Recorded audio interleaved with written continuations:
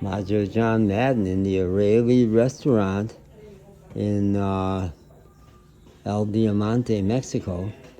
And old life is always giving me guidance that is so often at odds with what I thought I wanted. I thought, oh, my breakfast isn't going to be ready for a few minutes. I'm going to run up there, my new favorite spot, to get a cigarette. Or you can go right through the driveway, the carport there. In back, it's really quiet and cool and a nice breeze, nice shade. But as I was heading in that direction, O'Reilly, the Danya, the matriarch here, said, "Your soup is almost ready," in Spanish. I said, "No, 2 o 3 minutos." No, it's ready. So it may be 2 o 3 minutos, and I'm just going to do a real quick video here. There's so much I'm wanting to say. I'm stimulated by a lot of things this morning. But the thing that's really jumping out at me is my relationship with the beings. Being in right relationship with all the beings. I've been in the same place for 16 days now, and that's often really good for me instead of travel. It's deepened, giving me a chance to go deeper. So it's my relationships with the cat, who's always moving around. In fact, I was so deep in, what was I doing? I was listening to a podcast of me from 2 years ago in Louisville, Kentucky. I was so deep into it. The one street dog was laying here next to me because he's starting to adopt me, which they don't. Street dogs have really come to assume. That's Sarah, one of the servers here with her parasol. The tienda across the street is also run by family members, and they're constantly back and forth across the street to get various supplies that they don't have in the kitchen. So when I went into that little wormhole of that podcast, the street dog of similar coloring, really tan and white, was here. And I had asked maybe a week ago about that dog. I said, he doesn't seem to like people. And they said, no, it's not you. He doesn't like anybody. Well, he sure has adopted me. So he was here next to me. But now the cat, who also has adopted me, had switched places, and I hadn't tracked the fact that had happened. And the burro, who I made friends with last night, the donkey, I didn't see him when I came down from my camper van, which is back down there at the mechanical shop this morning. I didn't see him in his compound, and I was over here doing stuff early before anybody else was here. And just as I thought, I wonder about him. Maybe was that a one-off, or will we see each other again? He let out his loud, incredibly amazing braying sound. It's not really pretty, but it's very striking. And I thought, is he calling me? Let's go see. So I went out the side door and around. You can't really see his compound for a while, and there he was standing right there at the closest corner of his compound waiting for me. And we had an amazing little visit. And the tienda across the street opened at 7. Now it's 9:12. I went across the street there to get a Coke at 7, and 2 other street dogs were, I thought they were going to have a little encounter with each other about who was going to get my attention. These are street dogs.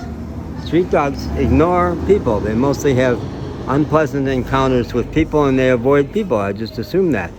Well, these are 2 street dogs who on different occasions somehow sensed that I was different and that they could get something from me. So they both wanted me to pet them there, and that was pretty amazing. No, okay, let's change that. Okay, we're still taping. Okay, good. The windows were all popping up on my phone. I thought the video was over. All the beings. The other server here is a woman named Marissa, and she's 21, And so when people said to me the other day, you want to go to the beach? Now, when we get, your money is going to be maybe coming from the bank today. You'll have pesos. Your car won't be ready for another week, but you could take a taxi to the beach. There's a beach just a few miles from here. And that's what I've been wanting to do big time. That was the original plan, was to get to the beach before my car broke down. And I had thought, gee, Marissa, I like her. She's awfully sweet. And 1-year-old, she's got a hard working class life. Maybe a fun day at the beach for her and her 1-year-old.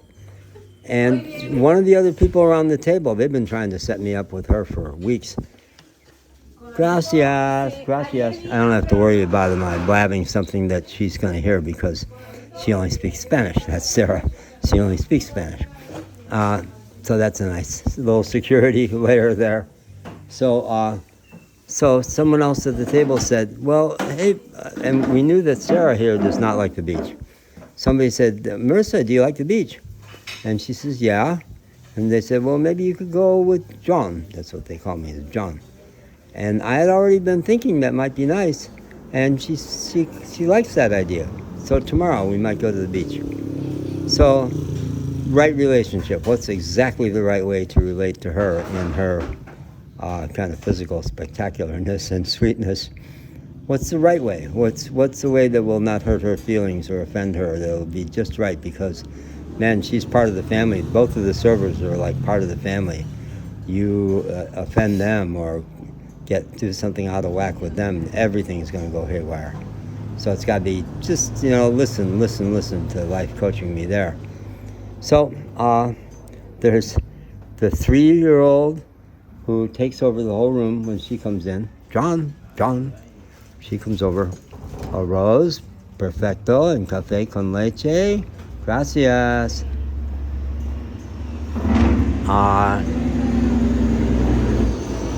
Trucks. Big truck traffic there. So the 3-year-old is just, when she comes through the door, it's like snuff out the cigarette. I don't smoke in the restaurant. I'll stand in this window when there's nobody here and the restaurant is closed. But if I'm sitting up there and she comes by, snuff out the cigarette, close your phone down, and if I'm here at the table, move everything that might be breakable because she can be a little rough. And her sister, the 8-year-old, is more like a cat. Her sister, you never know where she's going to pop up. She could be under a table or under the stairs or laying on the floor as often as in a chair, and super quiet. She's in her own space, but there's nothing that feels toxic about her space. I'm liking her a lot, and I will say little things affirming how much I like her presence. And she pretends not to hear, but I think she hears it. So there's all the beings being in right relationship with all the beings. And I was influenced so much 40 years ago by the book Kinship with All Life. And my waking up experience has been all about we're one with everything, just one with everything, even the buses. Doesn't that look like an insect with those big side view mirrors there? All the buses, great bus system in Mexico. And the irony of this little 300-person town is that that's a carretera, it's an interstate highway, and it's very busy. And I was so confused at first by why there were so many prosperous cars here. And then I realized, well, those are not the locals. And that's a local motorcycle, but there's some very middle-class motorcycles come through touring. But the prosperous cars I see here are not the local cars, mostly. It's just all the people coming through. And even though I've not been moving for 2 weeks, I've been stuck in place, and I am ready to get going. I'm like really ready to get some money and get going. But at first it'll be taxis and buses, while my car is another 7 days. So, boy, I jammed a lot of stuff in there, and this is still probably quite hot. Sopa de pescado is my favorite. And I'm not crazy about tortillas, so sin tortillas, and they give me arroz instead. Yeah, good. So, chatter. That was a little explosion for a guy who has not said a word to another human being pretty much all morning. Boom. Okay.